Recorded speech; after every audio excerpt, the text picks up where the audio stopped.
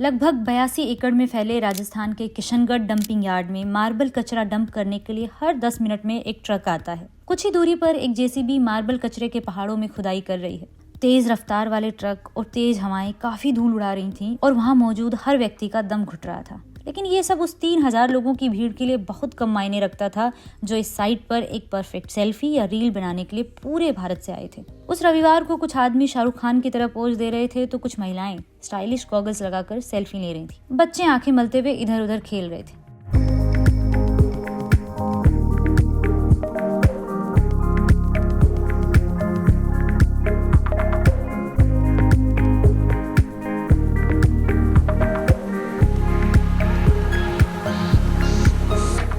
पीछे आप जो सफ़ेद चादर का दृश्य देख रहे हैं वो ना तो लद्दाख की घाटी है और ना ही ये रण ऑफ कच्छ है।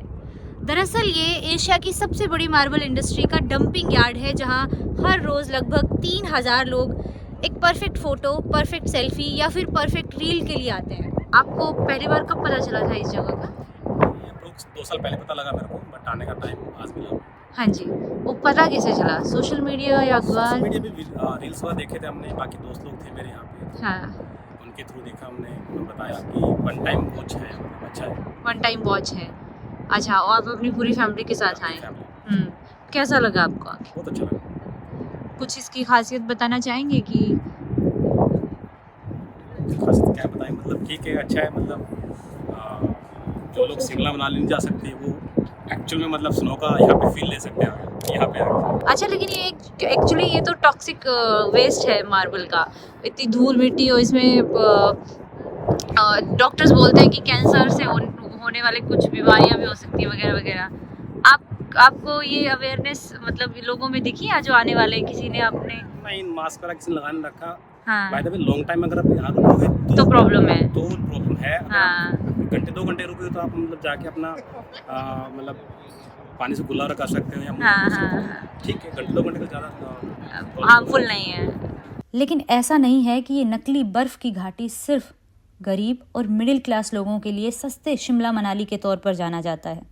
उस दिन जब 2 वीआईपी लोगों का विशाल काफिला अपनी 15 गाड़ियों के साथ आकर रुका तो पूरी भीड़ अचंभित रह गई।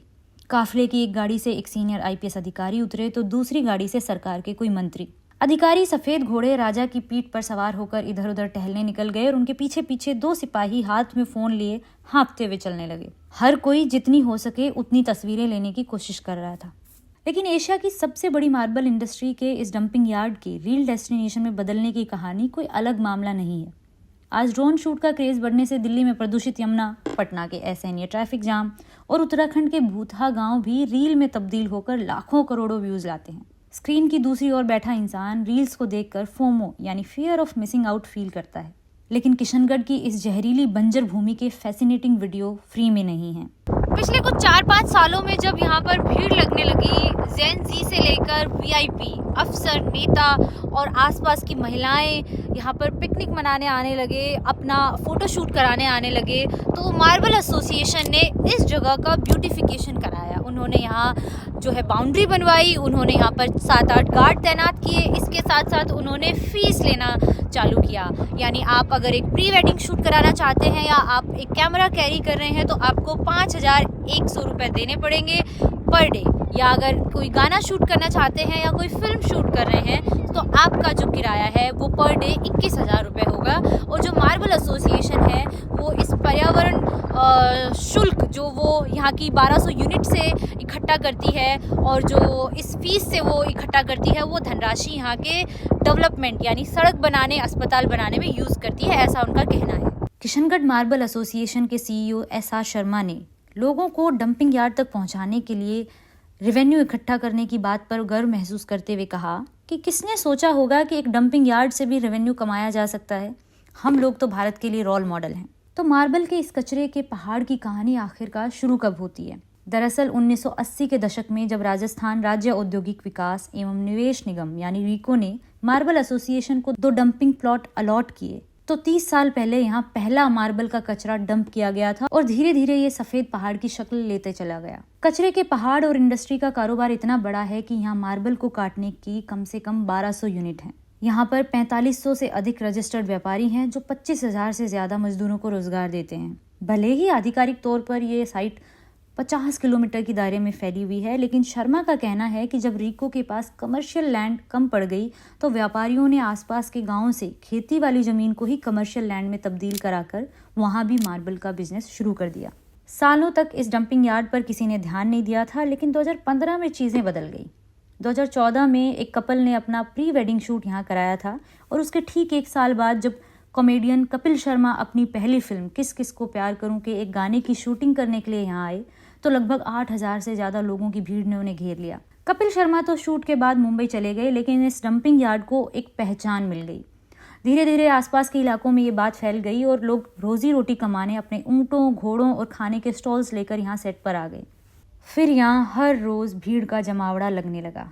अजमेर और जयपुर के wedding photographers pre wedding shoot के लिए कपल्स को यहाँ लाने लगे।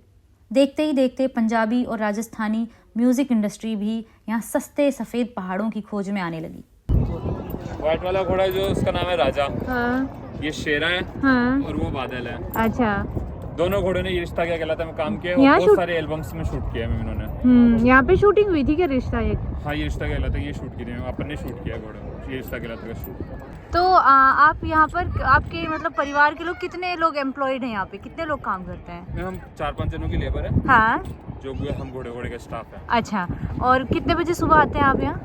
हम सुबह आ जाते हैं 8-9 बजे। और शाम के कितने बजे तक? शाम को सनसेट के बाद तक रहते हैं। अच्छा, और ये इसकी पॉपुलैरिटी धीरे धीरे आपने कैसे बढ़ती देखी, अब क्या हालत है यहाँ? मैम धीरे धीरे जैसे लोगों को जानकारी होती गई और शूटिंग वगैरह चलती रही तो धीरे धीरे फेमस होता गया और लोग जैसे मीडिया पे डालते हैं पोस्ट, रील्स वगैरह, तो धीरे धीरे पॉपुलर होता गया। हाँ। पिछले 3 सालों में सबसे ज़्यादा पॉपुलर हुआ है। सबसे ज़्यादा पॉपुलर है। कहाँ से लोग आते हैं? मैम कपिल शर्मा आ गया, हनी सिंह आ गया, टाइगर श्रॉफ आ गया, तो अच्छे गानों की इनकी शूटिंग हुई है और लोग तो सारे आते हैं पूरे ऑल ओवर इंडिया और बाहर से भी आते हैं, फॉरेनर भी आते हैं। फॉरेनर्स तो आते हैं जो फ्रांस, इटली, बाहर से आते हैं। ठीक है। किशनगढ़ मार्बल एसोसिएशन को 2016 में ही ये महसूस हो गया था कि इस कचरे से पैसा भी कमाया जा सकता है। पॉल्यूशन बोर्ड में तैनात अधिकारी दीपक तंवर के हिसाब से इस इंडस्ट्री से सामान लोड कर जाने वाले हर ट्रक से पर्यावरण शुल्क के रूप में 300 रुपये जमा कराए जाते हैं। मार्बल एसोसिएशन का कहना है कि इस पर्यावरण शुल्क और एंट्री फीस से कमाए जा रहे फंड से उन्होंने यहाँ ब्यूटिफिकेशन जैसे पेड़ लगाना, कचरे के पहाड़ तक सड़क बनवाना, टॉयलेट्स बनवाना, चेंजिंग रूम बनवाना और 8 गार्डों को नियुक्त करना और उन्हें सैलरी देने का काम किया है। इसके साथ साथ वो कहते हैं कि उन्होंने एक अस्पताल भी बनवाया है। इसके साथ ही एसोसिएशन का कहना है कि एक सालाना टेंडर जारी कर इस कचरे को गुजरात के मोरबी पहुंचाया जा रहा है, जहां इसे टाइल्स बनाने में इस्तेमाल किया जाता है। लेकिन इस तमाम ग्लैमर, शोहरत और रोजगार के पीछे एक और कहानी भी है। खदानों से मार्बल को निकालकर उसकी प्रोसेसिंग की जाती है और इस प्रोसेसिंग के दौरान करीब 30 से 35% वेस्ट निकलता है, जिसे खाली पड़ी जगहों पर डंप किया जाता है। उसके अलावा मार्बल पाउडर के कुछ बारीक कण 75 माइक्रोमीटर से भी बारीक होते हैं, जो एयर पोल्यूशन और वाटर पोल्यूशन को बढ़ाने का काम करते हैं। साथ ही इसके कण हवा में मिलकर अस्थमा, आंखों में जलन और स्किन डिजीज जैसी बीमारियों को भी बढ़ावा देते हैं। किशनगढ़ शहर से 20 किलोमीटर दूर बसे राजस्थान केंद्रीय विश्वविद्यालय में पर्यावरण विज्ञान के प्रोफेसर LK शर्मा का कहना है कि बंजर भूमि बड़े पैमाने पर सिलिकोसिस पैदा करने के लिए जिम्मेदार है। यह मिट्टी को भी बंजर बनाता है और पर्यावरण के लिए भी खतरनाक है। वो कहते हैं कि इस डंपिंग यार्ड का व्यावसायिक उपयोग खतरनाक है और इसके आसपास 8 गार्ड तैनात करना भी सही नहीं है। लेकिन यहाँ काम कर रहे लोगों ने एक DIY तरीका खोज लिया है। वो अपनी आंखों को